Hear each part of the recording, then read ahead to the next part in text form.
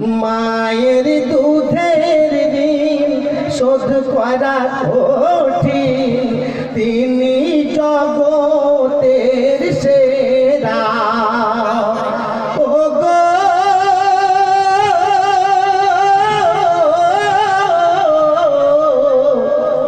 মায়ের দুধের ঋণ শোধ করা কঠিন, তিনি জগতের সেরা।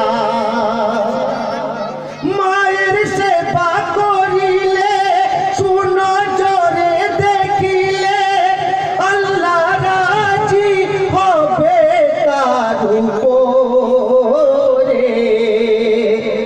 মায়ের সেবা